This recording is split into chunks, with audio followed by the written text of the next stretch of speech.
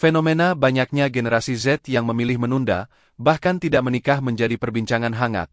Data menunjukkan angka pernikahan di Indonesia mengalami penurunan signifikan dalam beberapa tahun terakhir, bahkan disebut sebagai titik terendah dalam satu dekade. Kondisi ini memunculkan berbagai pertanyaan.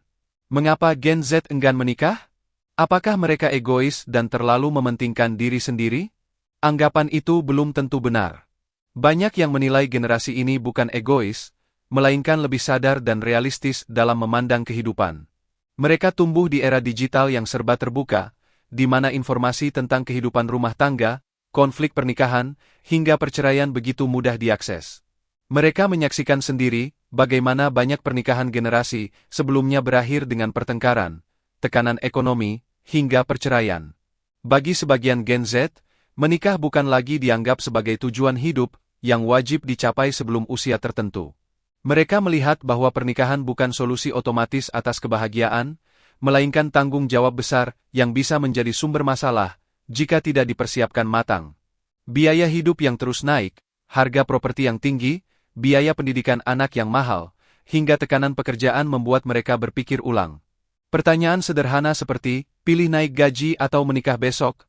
Seringkali dijawab dengan tegas, naik gaji. Stabilitas finansial dianggap lebih mendesak daripada sekadar memenuhi ekspektasi sosial. Mereka percaya bahwa menikah tanpa kesiapan ekonomi justru berpotensi menimbulkan penderitaan, baik bagi pasangan maupun anak di masa depan. Tingginya angka perceraian pada generasi milenial juga menjadi cermin. Banyak Gen Z belajar dari pengalaman orang lain. Mereka tidak ingin terburu-buru mengambil keputusan besar tanpa fondasi kuat, baik secara emosional maupun finansial. Menurut mereka, cinta saja tidak cukup untuk menghadapi inflasi, cicilan, kebutuhan rumah tangga, dan biaya pendidikan. Di era digital yang serba terkoneksi, rasa kesepian pun tidak lagi sama seperti dulu. Media sosial, komunitas daring, dan berbagai aktivitas produktif membuat mereka tetap merasa terhubung tanpa harus terburu-buru membangun rumah tangga.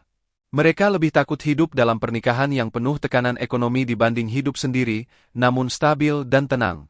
Bagi Gen Z, menikah bukan sekadar pesta resepsi atau status sosial. Ini adalah komitmen jangka panjang yang menuntut kesiapan mental, finansial, dan visi hidup yang jelas. Jika semua itu belum dimiliki, mereka memilih menunda.